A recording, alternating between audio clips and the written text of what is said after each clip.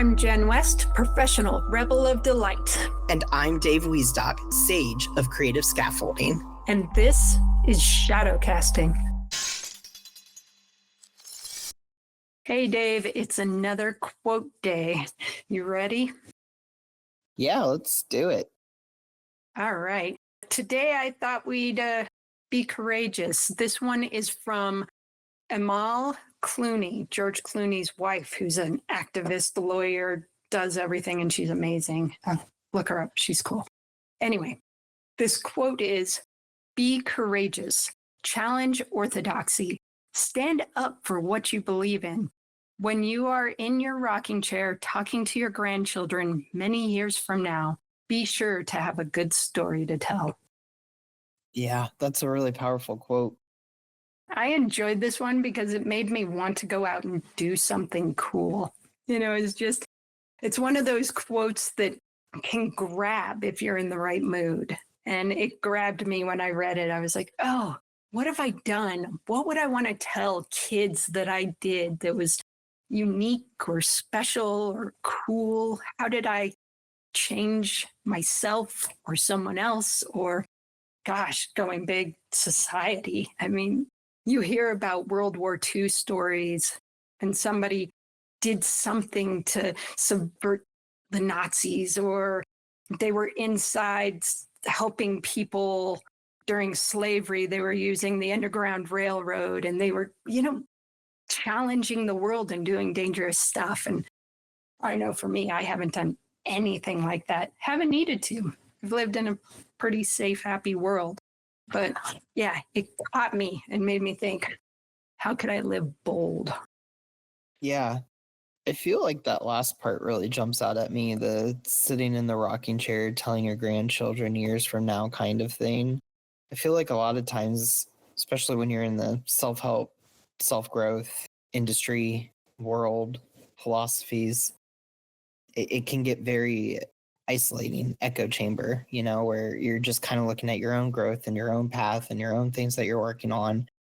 And sometimes it's hard to have the perspective of where people outside of yourself or where your choices might lead. And so this kind of has this future oriented theme to it of you're not just doing it for the now, not just doing it for the now, you're doing it for the future too, and for future of the world, your children, your friends' children, all the stories that we're inspired by for you and I, things like Star Wars, these stories aren't happening when someone's like, oh, I agree with the way that you're running things and here's how I'm going to support you. Usually it's here's how you're doing it. And this challenges how society needs to grow and evolve. And so it's that courage and that fortitude and bravery that ends up being the story to tell. And so it's not the easy path. Putting this into perspective, it's not the easy path that's going to get us to where we're going to feel successful at the end of the day. It's the path that challenges us and forces us to address expectations both internally and externally.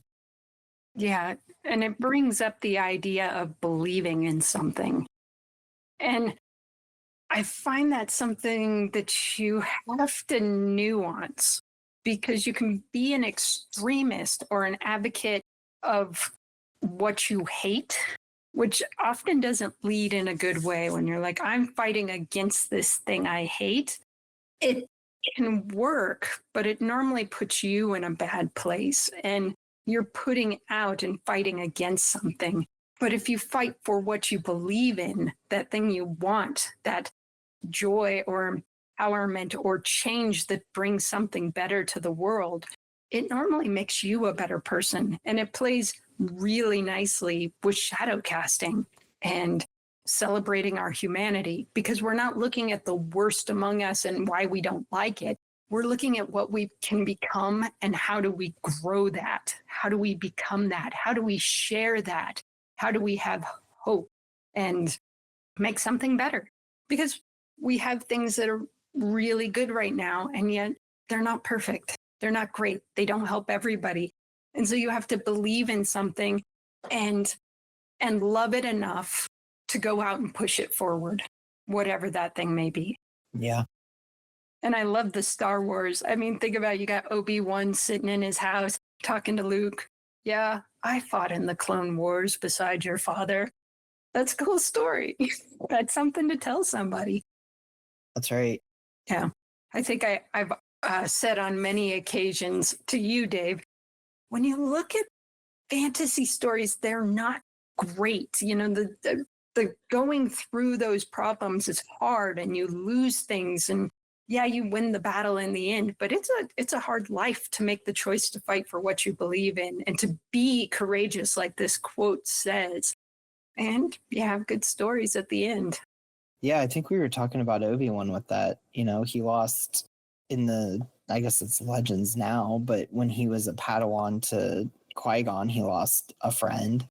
And then, you know, he lost his kind of love of his life when Mount Mandalore fell. And of course, you know, the quintessential story of him losing his apprentice and his Jedi Order, his brothers, his friends, his mentors, his family. When you really look at it, Obi-Wan's story is one of loss and failure and sadness. And yet when you think of Obi-Wan, that's like the last thing that comes to mind.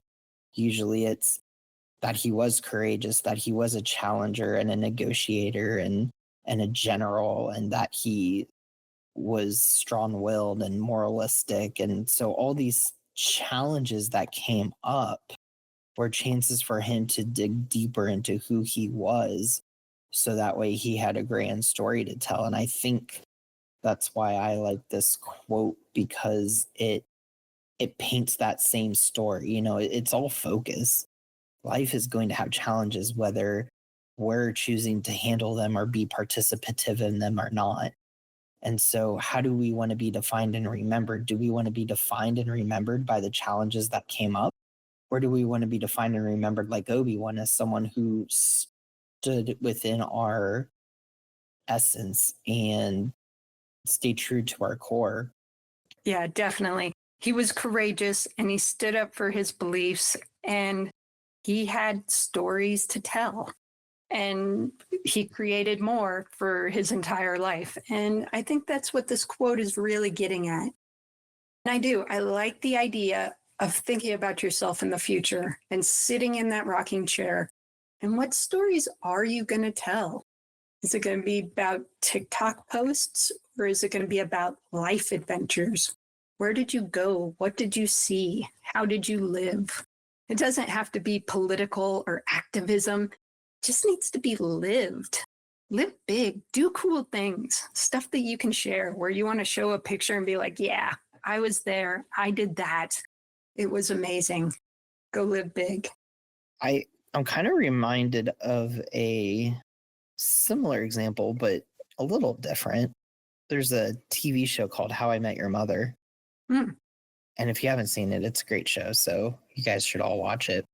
There's a test in the show where one of the main characters, her name is Lily. She's one of the main five. And she has this test that she calls the front porch test.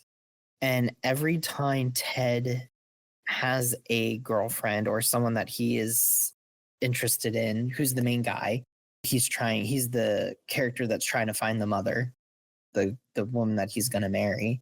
And so every time he meets one of these girls in the show, Lily has this test called the front porch test.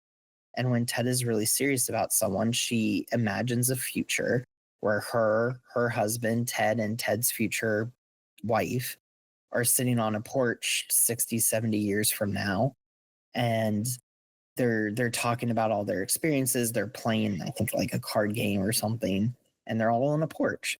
And I think that in a roundabout way, but very much connected, that is similar to this quote. Lily recognizes that her, Marshall, and Ted are going to go through these life experiences and journeys. And so she wants to know that the people that are sitting on the porch with her have had those same shared values and experiences, because that's what's going to make them feel like they had a life worth living. I think this plays into this. You know, she wanted someone that was going to be honest to themselves, that was a good person and challenged Ted, and maybe even challenged their friendships too, because that's how you grow. Challenge kind of that orthodoxy structure. I think that I guess what I'm getting at is that there's variations to this, but the ultimate goal is the same. When you start making choices in the here and now, it helps to have an idea of what that might look like or how that might affect your future. Yeah. Yeah. And it's a great way to kind of play with history.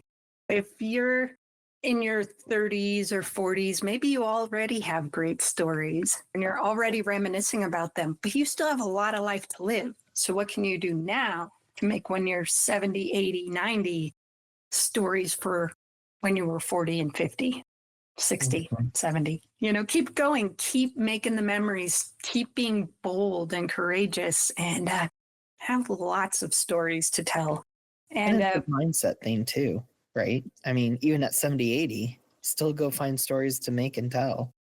Definitely. I mean, that's the whole point. Live life and live your whole life. Don't decide that it ends at any point before you're dead. You Mhm. know, keep going. It may change how you live it, but keep going. Keep making it interesting for you and for people who hear your stories later. So share with us, audience. Let us know. What are some of your stories? What are you thinking about if you were sitting in a rocking chair? It'd actually be a fun little assignment to do, to pretend that you're at that age and up to this point. What has your life been? What are some of the cool stories? Let us know. Yeah. And make sure to like and comment wherever you're listening. Hit that subscribe button and be sure to share our podcast to whoever you think might be on your front porch or in your living room one day sharing stories with you in the future. Yeah. And until next time. See ya.